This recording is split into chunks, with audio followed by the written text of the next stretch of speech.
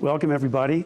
My name is John Sensbach. I'm the chair of the Department of History here at the University of Florida. It's wonderful to welcome everybody here to the campus, former students whom I haven't seen in years, lots of visitors and guests, and it's wonderful to welcome you here to this occasion, this conference, Rewriting Southern History, a conference in honor of William A. Link, which has been in the works for planning for quite a while now, so it's great to see it come to fruition and to see so many people coming out here to help us celebrate Bill's legacy, his accomplishments, his remarkable mark on the field, but also here on the graduate program here at the University of Florida. So we're all gathered here to pay tribute to all of those things. Over a career of more than 40 years here at the University of Florida and at his previous institution, University of North Carolina at Greensboro, Bill has been a prolific author, excellent colleague, a generous and inspiring mentor to graduate students, as evidenced by the many former students and invited guests assembled here to reflect on his accomplishments and his legacy. In the 36-year span between his first book, A Hard Country and a Lonely Place, Schooling, Society, and Reform in Rural Virginia, 1870 to 1920, published by UNC Press in 1986, up until his most recent book, The Last Fire Eater, Roger Pryor and the Search for a Southern Identity, published by LSU at the end of 2022, with something like 9 or 10 books written and several others co-edited in between, including a sole-authored 2-volume history of the South, Southern Crucible, The Making of an American Region. Bill has established himself as one of the leading interpreters and storytellers of Southern history. His many former students have been continuing in that tradition for years themselves.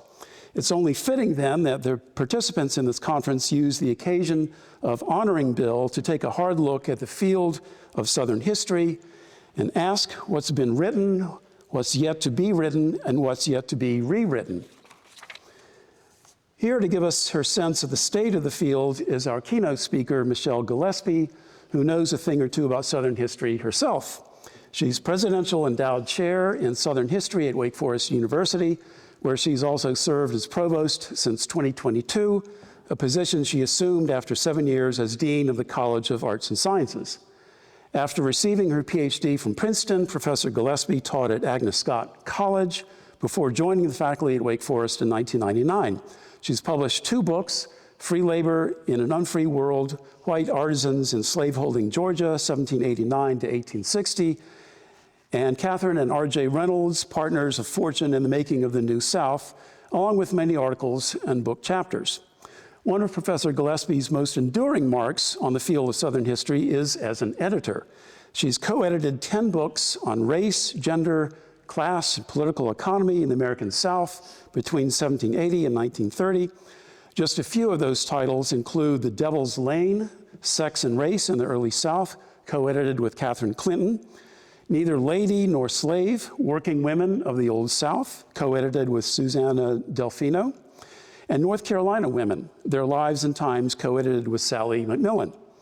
She's been president of the Southern Association for Women Historians, served on the Executive Council of the Southern History Association and multiple editorial boards, including the Journal of Southern History, and is co-editor of the New Directions in Southern History series for the University Press of Kentucky. So please join me in welcoming Michele Gillespie. And Michele, help us get the conference started. Thank you, John. Okay. Thank you so much.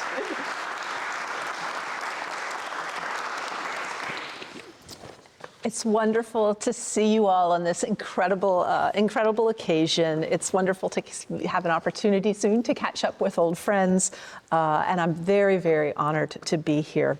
So I'm going to talk a little bit about this. When Bill asked me to do this talk last fall, I was, well, let me be quite honest, beyond honored. We've known each other for a very long time now. Actually, we're into our 3rd decade. I cherish our friendship. I'm constantly amazed by his scholarship. And I think Bill is one of the most generous, kindest, and courageous human beings I know. But while I was truly honored about being asked to give this talk, I moved quickly past that feeling of honor and entered what turned out to be a longish worrying phase, because how could I ever capture all these sensibilities, all my appreciation and respect in a worthy enough way? I found myself hitting some real mental walls, and maybe you can sympathize a little bit with me here. I thought about each of you in this room and your own relationships with Bill, and how he has inspired you, each of you, as a scholar, a mentor, a colleague, a friend. And I thought a lot about presuming my relationship, what it would seem, presuming my relationship was better or more singular than yours, such that I could speak for us all or most of us in some meaningful way about Bill and his contributions to Southern history. At which point I decided that my talk simply needed to offer up a loose frame upon which all of us could use to share the ways we celebrate Bill Link's myriad influences on our lives and myriad contributions to our discipline across these next few days together. But I hit a second wall after I'd finally gotten myself around this one. Would I be able even to begin to do justice to Bill's incredible career as a historian of the American South and the US? Could I really fully address his impact and legacy? After all, wouldn't people see my identity as a Southern historian as suspect, having been serving on the dark side of academia as an administrator for nearly a decade? And let me be even more honest here. Did I think, given this hiatus, I even had the capacity to speak knowledgeably about Bill's work in respect to Southern history's future? I eventually decided I probably couldn't do scholarship the justice it deserves, but I'd certainly address this tremendous body of work, knowing you all would be offering up terrific insights in the sessions to come. In the end, I decided the point of this talk is to celebrate Bill and to remind us of what it means to be together in community, to honor him at this very special moment in his stellar career. Indeed, I think these next few days will embody one of the greatest and most memorable joys about being in academic life. So my hope is that my own words this early evening acts as a starting point for our wonderful collective conversation across tomorrow and Saturday morning. A set of conversations with Bill at their center, a set of conversations about Southern history and its future that I know we will never forget. Bill and I met at the Golden India restaurant in Winston-Salem, North Carolina, over 20 years ago. We were introduced by Randall Hall, now the editor of the Journal of Southern History. At the time, Randall was working in our Merit Scholarships office at Wake Forest, teaching the occasional course, and he and I had become fast friends. Randall had an idea he wanted Bill and me to buy into, to co-lead, and we did. But more on that in a minute, because it's probably important to share what meeting Bill Link for the first time meant to me. I had gone to Princeton for my PhD, and I knew all about his father, Arthur Link, the preeminent, yes, you laugh, preeminent American historian and esteemed editor of Woodrow Wilson's papers, of course. I had heard all kinds of stories about Professor Link, including the one about his typewriter breaking down one wintry morning and his going from neighbor's house to neighbor's house in search of a replacement, just desperate to keep writing, never realizing it was Christmas Day. Bill has since told me that that story was apocryphal, but it speaks, I think, to the potent combo of gravitas and mystique that surrounded his father. It probably explains my reluctance to take Arthur Link's editing course, something I regret to this day, and then especially germane here today, my abstracted concern for this historian son I'd never met, but for whom I thought it must be tough to be in his famous father's shadow. In fact, I only knew of Bill through his first book, A Hard Country in a Lonely Place, a book I had read and very much admired in preparation for my qualifying exams. Of course, even we historians can make up our own narratives using too little evidence. In this case, I had certainly done so, because we all know that Bill has been anything but in his father's shadow, with his own distinguished career, all of these books, amazing books under his belt, and I'm not even including the edited ones. I mean, who, after all, writes that many carefully researched, crafted, and argued books in their careers these days? Books that deepen multiple fields across slavery, the Civil War, Reconstruction, education, progressivism, liberalism, reform, modern conservatism. And in fact, Bill has not only been prolific, but he's been successful in exploring multiple genres, and indeed done a rather remarkable thing by offering real insight into his father's life and career, and that of his family in his part history, part memoir, titled Links. How many of us really could put our own family relationships and histories under the contextual microscope to deliver a narrative that is deeply personal, reflective, and understanding, and yet at the same time quite objective about his parents' intellectual and cultural journey out of the South and through early and mid-20th century faith, academics, and politics? But I get ahead of myself. At that lunch at the Indian restaurant, Bill, Randall, and I had a marvelous time getting to know each other and plotting with Randall over his proposed new endeavor, a monthly workshop for Southern historians in the Piedmont, which we titled Shop Talk. We wanted to create a community of scholars from colleges and universities in High Point, Greensboro, Winston-Salem, Elon, Charlotte, and Boone, with whom we could share our work and include graduate and undergraduate students, and Bill was willing to be a co-sponsor. It was through Shop Talk that Bill and I became friends, good friends, and it was there that I was witness to his deep engagement in ideas, commingled with his gifts of collegiality and support to everyone present, his true care and wise mentorship of his junior colleagues, his affection and respect for the graduate students, his appreciation for the unique challenges colleagues navigated at schools that were not our ones, and always, always his expectation of strong habits of mind, a powerful work ethic, and deep curiosity. And I'd like to think Shop Talk made a difference for all of us. Not only did we establish a special community together, but our colleagues were getting their work published, book after book, article after article. I'd like to think our sessions helped clarify arguments and sharpen the ways we used evidence. Shop Talk was certainly a magical place for me. I could find my people there and engage in my field in exciting ways. I was coming from a department that in fact had paused its MA program the year I was hired. So I could support all the UNC graduate students in the group, and I could bring my best undergraduates, some of whom went on to get PhDs because of their terrific experiences in such a welcoming group. Bill and my partnership with Shop Talk led to another one, this time as co-editors, as John mentioned, of the New Directions in Southern History series with the University Press of Kentucky.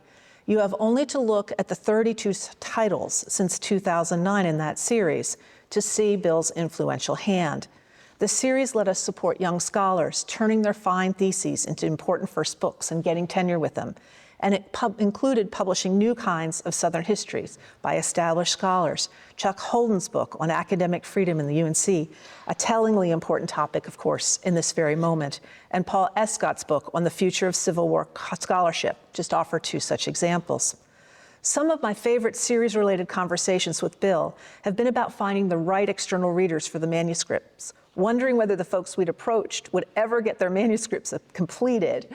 And they almost always did. We just needed to be more patient. And no one in the world is as productive and prolific as Bill, so we needed to use my own standard of relative sloth by comparison. And we strategized around helping our acquisitions editors, we were really helping and pushing them, see the light about our series, despite press challenges and executive leadership transitions. In all kinds of ways, I think the series speaks to Bill's Catholicism as a scholar and intellectual. In this way, I've been a sidekick in this endeavor. There are terrific smart books in the series on the Civil War and soldiers' experiences. Thank you, Aaron Sheehan-Dean. There are multiple volumes exploring the political, social, and economic manifestations of Southern violence, especially in Appalachia. There are terrific cultural histories, radio-age Southern programs with a national reach, the relationship between marriage and divorce and border state realities. Thank you, Allison Fredette. A Black agency in slavery, Reconstruction, and segregation. A friendship and masculinity of white child rearing. There are insightful biographies. There are even essays written by Davidson history majors on key cases in the history of North Carolina law. A woman orator's travel letters collections. Thank you, Matt Gallman. And a monograph on industrialists' early rapaciousness in the mountains. The series and the books in them defy easy categorization. They are regional studies, but they always reflect larger, broader, national, even international connections. They cannot be classified as any particular kind of history, cultural, social, economic. Each in its own way exposes how power has been created, exerted, and challenged across the 19th and 20th century South. But of course, none of us are surprised by Bill's reach, by his impressive scope of mind. I'll never forget discovering that Bill was listening to an opera, I think it was La Traviata, on his headphones during a plane ride to the SHA in Houston. He was preparing for going to the Houston Grand Opera the next night for the actual performance. I love this about Bill, that he could talk about Southern history all day and then immerse himself in such beauty and pathos at night. I think all of us who were left behind in North Carolina when Bill accepted the Milbauer Chair at University of Florida in 2004 were of two minds. We were, of course, truly happy for him, for we knew he deserved this incredible opportunity. Bill had taught at UNCG for 23 years before he left Greensboro for Gainesville, became an associate dean and department chair, and then never looked back at administration. Wise man in so many ways. Taught North Carolina history courses, trained great students, and wrote an impressive biography of a crucial North Carolina figure, William Friday. And yet he was headed south to the Sunshine State. We were sad for ourselves because we anticipated we wouldn't see him quite as much. Of course, Bill is such a good friend, so intentional in his relationships that the distance was never a problem. Plus, he came back to North Carolina a lot, continuing working in North Carolina archives and on North Carolina subjects and visiting his family. And then he and Susanna built their lovely lake home there, all of which we permanent Carolinians truly appreciated, for he never really forgot those North Carolina intellectual roots, producing two more terrific biographies on Helms and Graham, a popular North Carolina textbook, and then the two-volume U.S. textbook, and a great essay, I will add, on UNC's Cornelia Phillips Spencer, for a volume that someone we know might have co-edited on North Carolina women's history.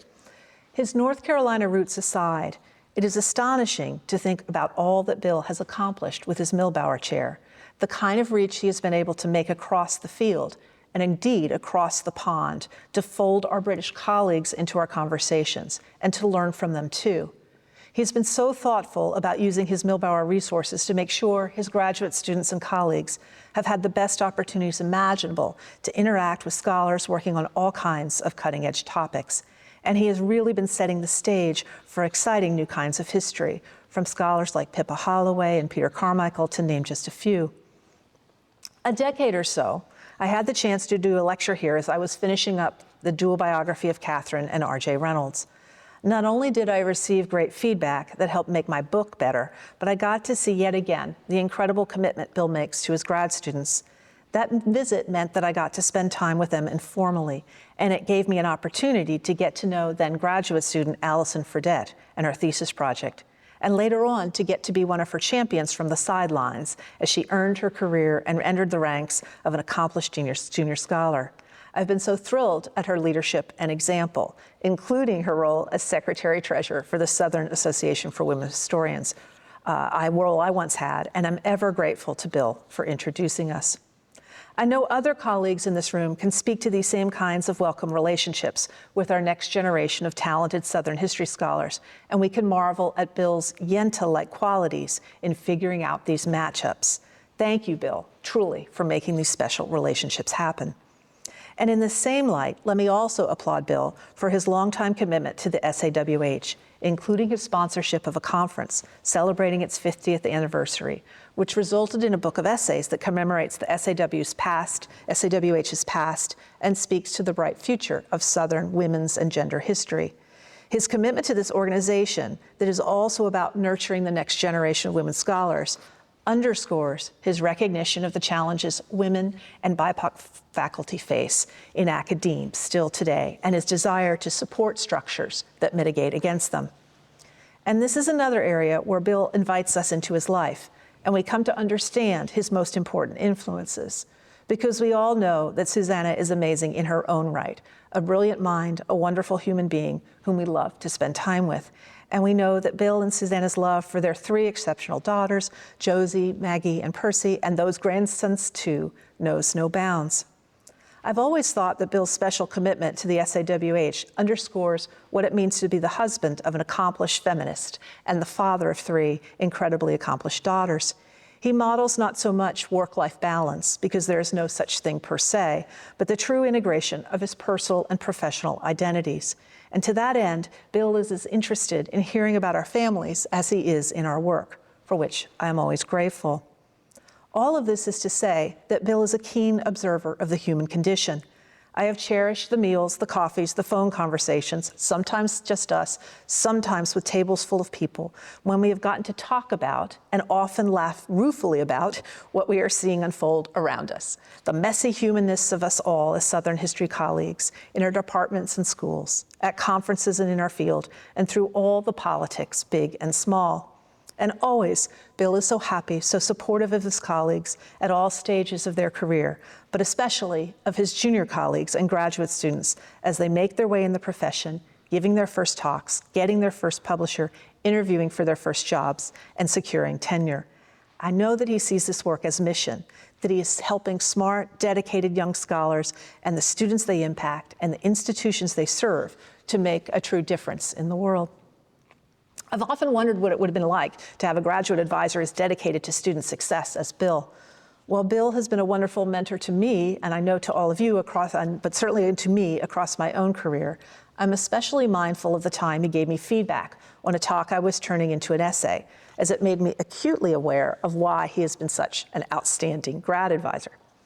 He read my essay draft with dispassionate clarity, identifying the weak parts unequivocally, and of course, he was spot on.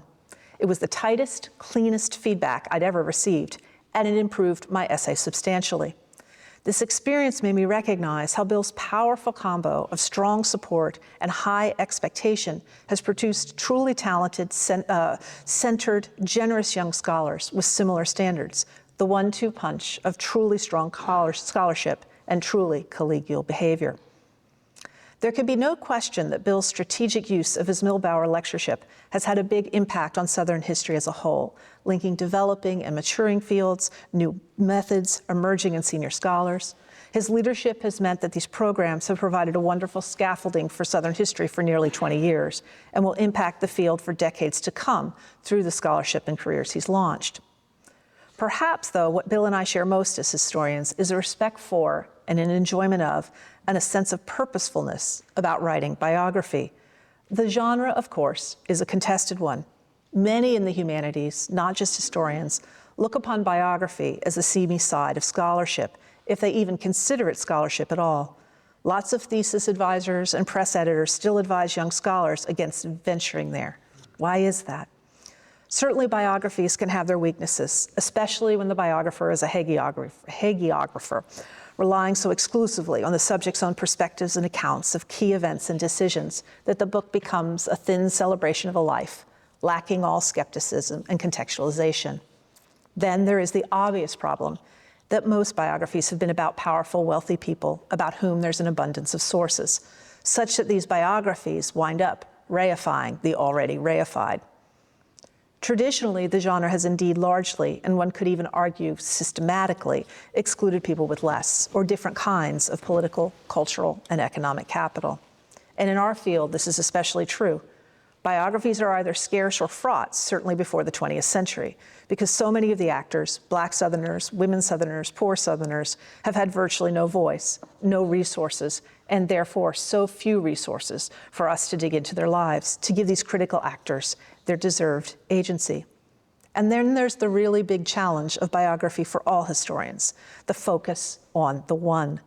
Biographies implicitly presume that individual lives matter, and some lives more than others. And they make big claims about great, almost always white men, changing the course of history. And yet we know our discipline is at its best, its most meaningful, and its most powerful, I dare say, when we delineate the structures and big systems that explain how our societies have worked and suggest their implications for our present-day challenges. As if the intellectual reasons for writing biography are not compelling enough, there's a final reason many scholars, who see themselves as the gatekeepers of academic discourse, avoid or admonish against writing biography. After all, the biggest problem of biography, but dare I say also its potential power, is its popularity and accessibility.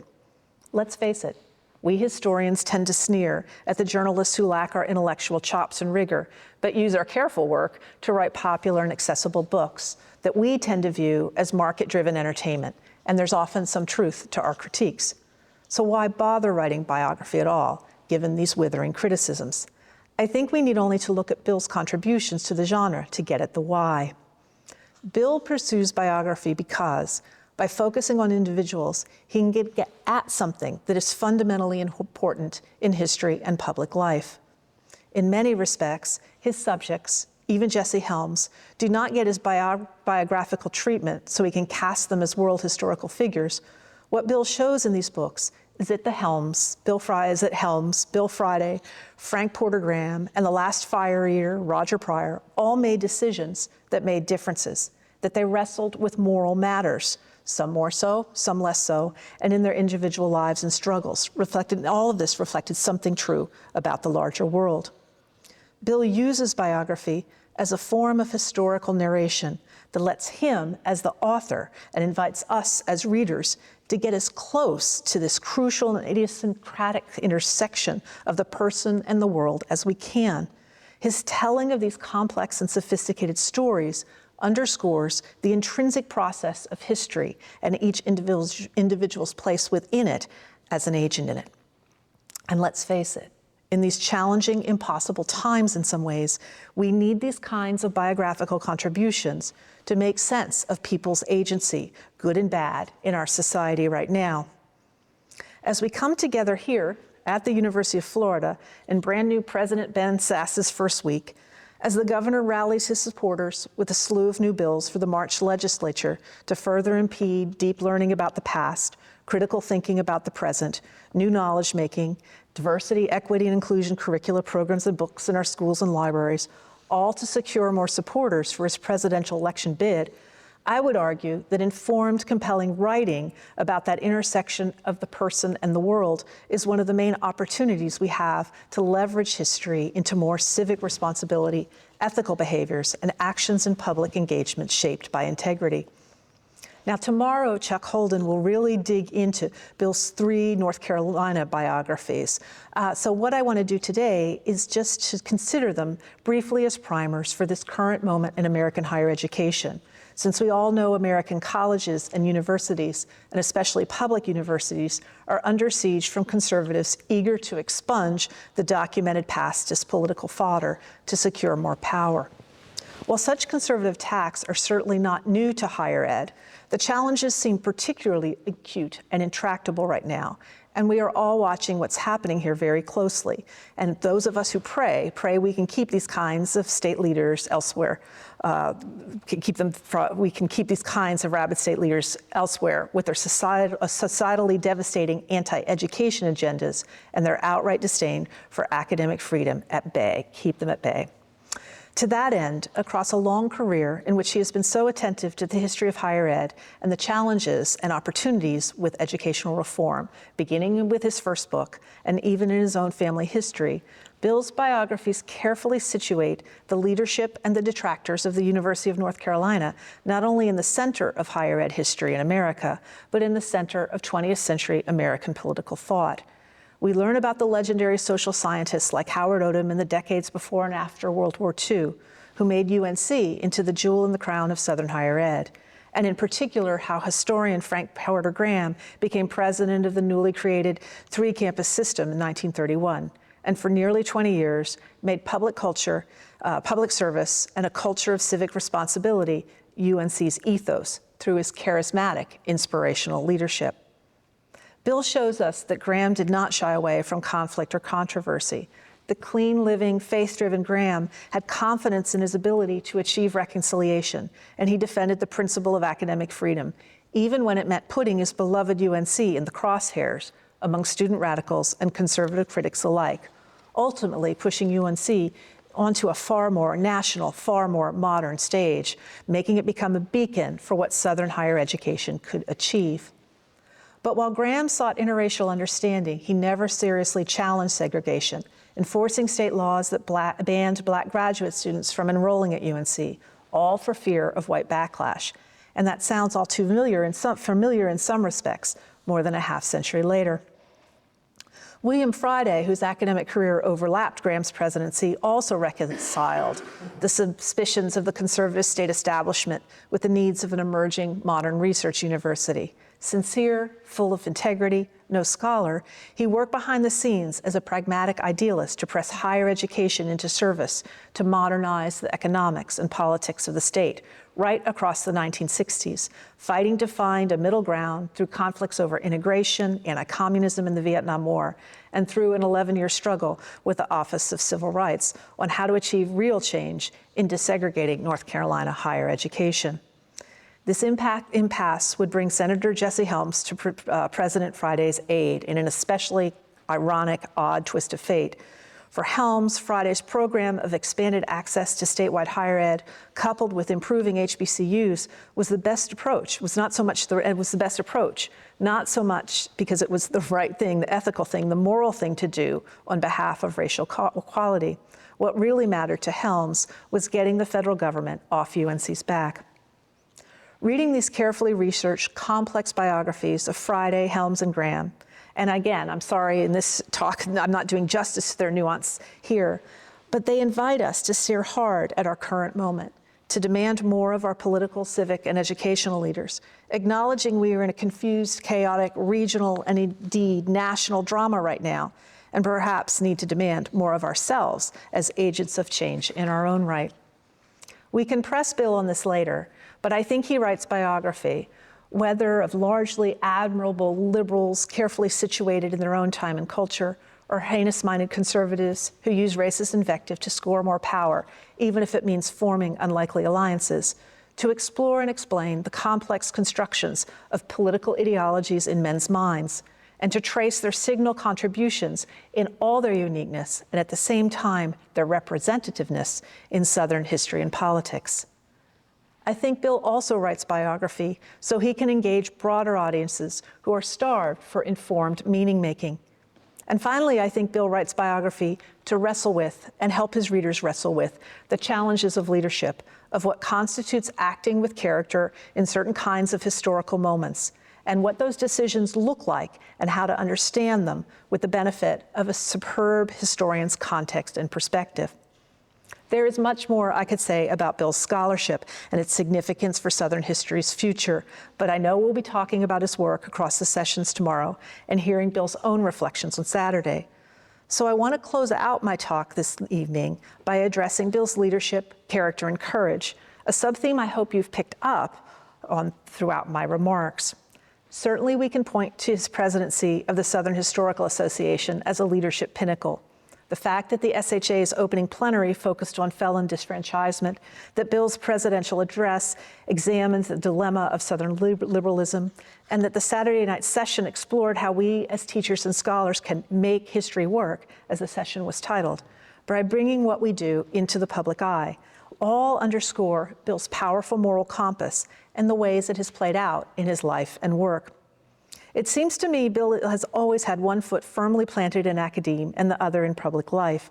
His deep commitment to ensuring an excellent education and a meaningful career for all his students, his belief in the importance of regional universities, his leadership in the profession, and his wide-ranging publications, from serious monographs to complex biographies to well-crafted important textbooks, all illuminate his core values.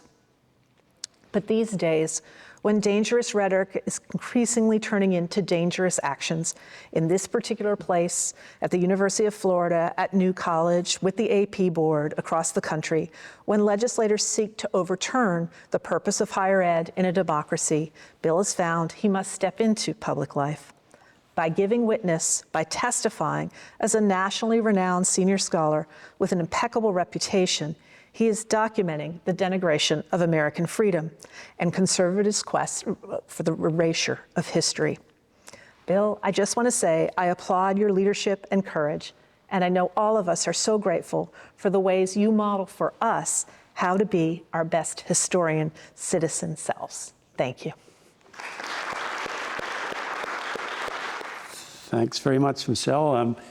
Do you want to field any questions? Sure. Okay. All right, great. Anybody have any questions for Michelle? I can ask a question. Yes. Break the. Just, if you could say a little bit about how the profession has changed. We're more or less contemporaries. And what sort of impression have you had about the changing nature of Yeah, I think Southern history, and I think about historians in general and the humanities in general. I'm seeing the ways that we have to, and I think I see this as a provost and as a historian. I think that we are really inviting our youngest scholars to engage in public life in new ways. But I also think it's incredibly difficult and incredibly challenging and so politicized and so dangerous for them. So I applaud the bravery of my younger colleagues for their willingness to design museums, to do blogs, to do public talks in different kinds of venues. And I also think it's really hard for them. And I think we, more senior scholars, just senior scholars, we need to be much more intentional about supporting them and having them be able to be successful through the processes of tenure and promotion to recognize what is happening there. And so I think that's kind of the biggest change that I'm seeing right now, and that we have to do our part to make sure these younger scholars can be successful. I think that's a kind of a sea change. I think we were all about proving we wanted our younger colleagues to prove themselves at all costs. Yeah, exactly. And I saw some heads nodding out there, so agreeing with me. Yeah. I'd love to know let's turn it around. What do you think about Bill's question? What are you seeing in your schools, in your programs?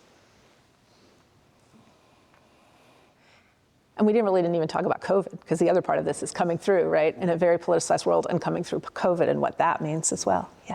Yeah, I have a question, and it's more so dealing with certain universities, the discussion of whether, critical race theory or all these curriculum and how to kind of get it mixed into public intellectual work versus scholarship. But then there's this conversation, especially this is the best question to ask you as an administrator, your own right. How are you able to reconcile the expectations of the university, the college, and also the departments, right? Mm-hmm. So it becomes a kind of a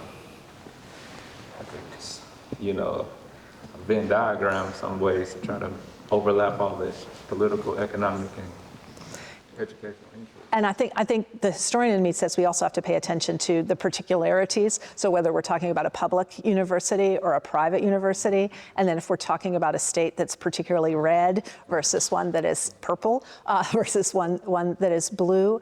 And I think that I think that senior leadership in these universities it's easier to do in a private school. I'm going to just say that right now, okay? It's easier to do in a private school because you can really, first of all, you're picking your trustees, which is very different than a public university.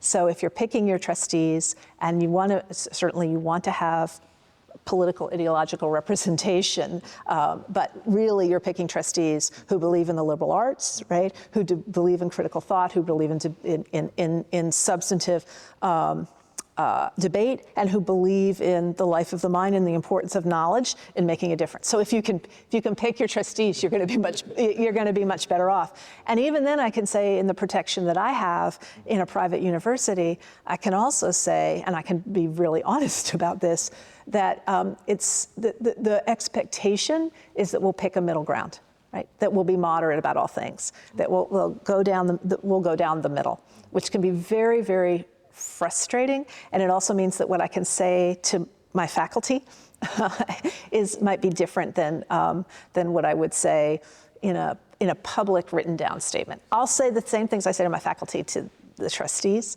but I think you ask a really, really important question, and I think about my colleagues at public universities and how you deal with the challenges that are happening right now, and what is the role of the AAUP in this? What is the role of our national and regional associations? They have to come together and speak out loudly about what's happening. We're watching, I think I meant that phrase, we're watching an attempt at erasing the past, right? At erasing the history that all of you in this room have written, that you teach your students. So how do we stop that collectively, right? What is the responsibility for someone like me who has relative safety at a private university? What is our collective responsibility in all of this? Yes, Nancy. Hi. I wonder if you could talk a little bit more about the work that you and Bill did with editing and series, and because I've noticed recently, since I've retired, I keep getting asked to review manuscripts, and I'm often getting asked because they said they've tried younger scholars and people feel like they're too busy, they don't have time. I always found working on editorial boards as very time-consuming, but also very productive intellectually. You'd read young people's work and they'd be taking a different, or more senior people who had shifted arenas or shifted fields or shifted perspectives.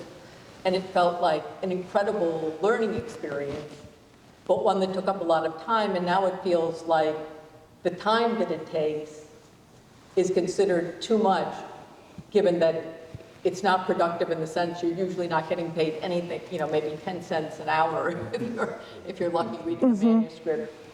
And so those burdens on university younger professors now, seems like it also takes away the chance for that sort of exchange that many of us had with authors we didn't know at all until we read their manuscript, and then over time some of them became friends and colleagues and worked together. And I know you've done a lot of that with Bill, so I just wondered what your thoughts were. I'll say a couple things, and I'll invite Bill to say a couple things. Does that sound good? Okay. Well, for me, because I didn't have graduate students, it was a really wonderful way for me to be engaged with younger scholars and to follow them through their careers. So oftentimes, so that was one huge benefit of doing this, and why it was so wonderful for me, because I could read their work and talk with them about it, and then I would often go on and be an external reader for their manuscript or for tenure. So it was both intellectually exciting and it was meaningful for me to support them, to mentor them in that way. I think you're absolutely right. In my experience, coming together and deciding that we're going to do an edited volume in an area that we saw as developing into a field and wanting to kind of name that, right? That was the thing that I think that is so exciting about doing these edited works, is you get to see, you're seeing that field emerge, and if you pull it together, you can kind of launch it. You can launch that subfield. So your question is, why are younger scholars not doing this? And I see it from all the tenure and promotion reviews that I'm doing. I see it across the humanities, so it doesn't count, right? It doesn't count. That editing doesn't count in the way that an article in a top-tier journal does, and the way the monograph or the second book counts. And I think that's. I think that's a challenge and a mistake in some ways, because of the intellectual excitement that comes with making a much broader network. To your point, Nancy, you create a much broader network for yourself when you do that editing work. So I think I'm coming back to the same theme, the ways in which maybe we have to think about how we reward scholarly excellence, and we give some opportunity to do that kind of work too. But the time one is real. I mean, the other thing you said about the time one is real. Dual career, I mean, there always were dual career couples in academia, but we do talk about that more, and I think there's a lot more challenges. I see accreditation kind of drilling down on more assessment and teaching, more assessment, and how that are really are some of our best scholars who have lots of energy. Young scholars get pulled into that work as well. So the more I think we can give young scholars a little more freedom, a little more time, right? The more they can engage, right, in this work. Bill, what do you think about this? Well, I'd agree with everything you said. I think the hardest part of an academic career is producing the first book, and once you get that kind of monkey off your back, path is a little clearer down the road for first-time authors. And I think at our series we made an effort to kind of mentor a little bit more and make the whole process easier to first-time authors. But I think it's like you learn a lot, obviously, in a field. You learn about a field in a way that maybe a search, if you're on a search committee, you read files, the latest work that's coming out. And so I learned a lot from the process of working on these manuscripts, certainly. And we had so many different kinds of manuscripts. That was really fun, right? To see, yes, yeah. Chronologically broad, I think, method-wise and approach broad. And so it was that was really, to your point, Nancy, that's really exciting, right? To see these new manuscripts come in that are not necessarily in your field, and to kind of dig into them and then think about who's going to be the best readers for them. That was fun. Bill and I would debate that, right? And we'd really try to find the best readers that would make the manuscript stronger, and who might be somewhat in contention or broaden, kind of into contention with each other. So. But you probably had Stephen with your series. That's what I was wondering about. Well, I think our series is practically dead. And part of it is the changes at the University of Kentucky. They've gone through several different publishers. The original publisher was a man who had a great vision, and he was very aggressive, and he was very active. But then he left to go elsewhere. They've never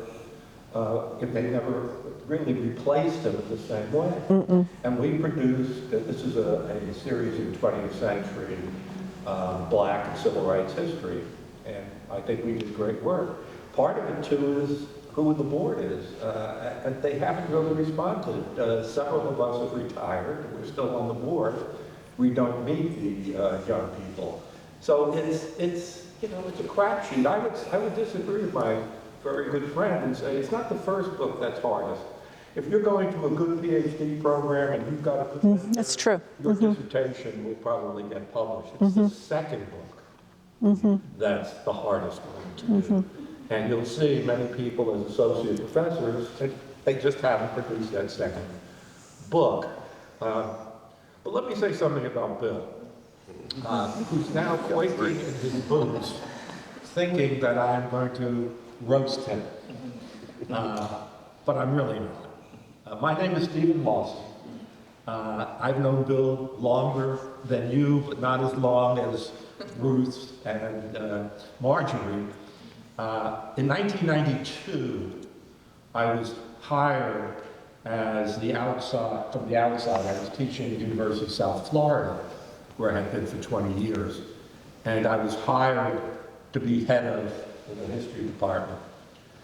And I got there, and it was kind of an interesting group of people. And Bill was on leave the first semester that I was there.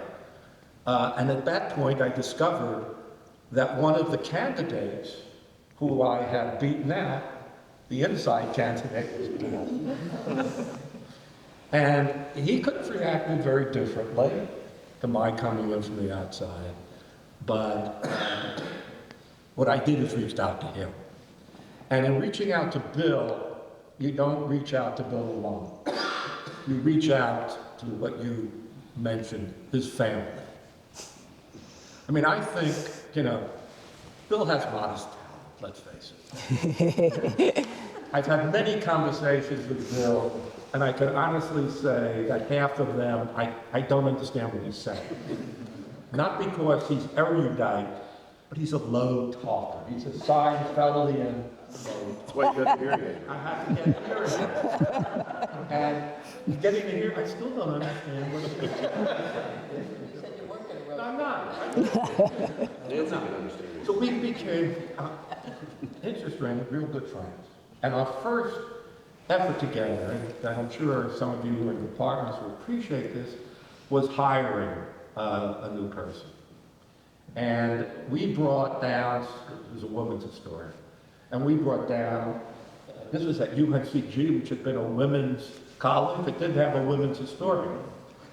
So we brought down the first women's historian, and Bill and I, they were both excellent, but we focused on a particular one, and we really thought we had the vote. So it turned out we did. That was our first battle together.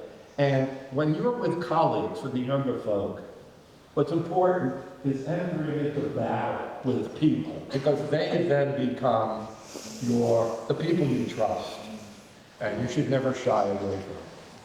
But as I said, as I got to know Bill, I discovered more about Bill, and it is his family. When you think about this, because I always used to wonder, how could Arthur Link's son, you prepared by reading buildings work, I prepared my orals by reading Arthur Link. So it was a little bit of the same way. I mean, how could Bill go into late 19th, early 20th century history which is father, you know. His name may not mean anything to you, but Arthur Link was once the answer on a Jeopardy. Way back.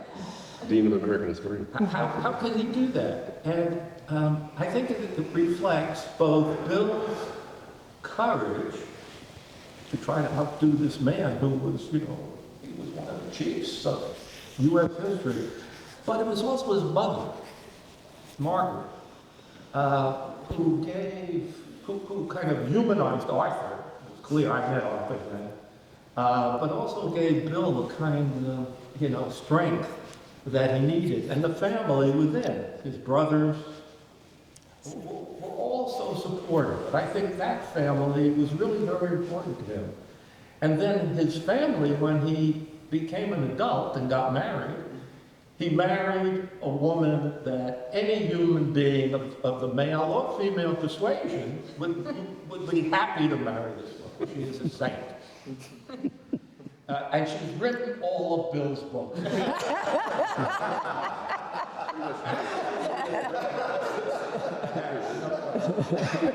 No question. But she was a wonderful human being. And they had 3 daughters.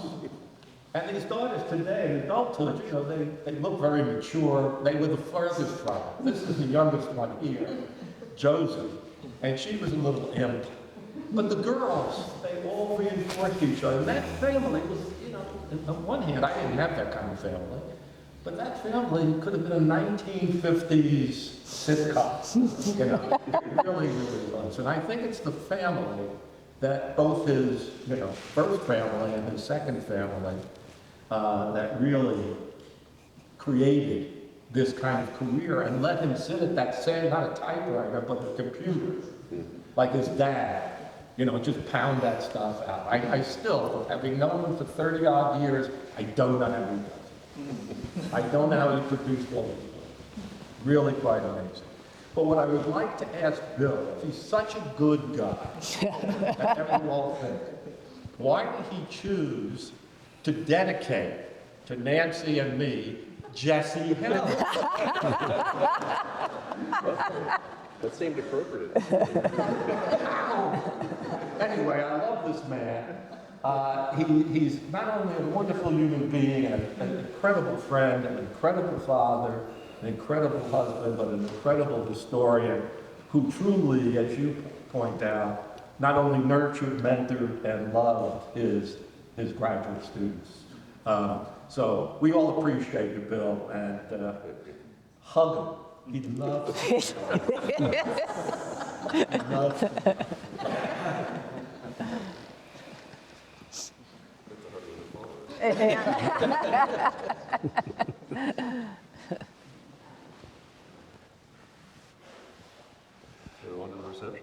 Well, yeah, let me see here. First of all, let me say thank you to the organizers of this conference. I have a feeling we're just at the beginning of it's going to be a very fun and productive conversation over the next couple of days, linking Bill's own view of the world, his own scholarship with the larger issues of Southern history, as Michele has helped introduce us to. Well, okay, so we are adjourned. Okay, all right. Thank you, everybody. Okay.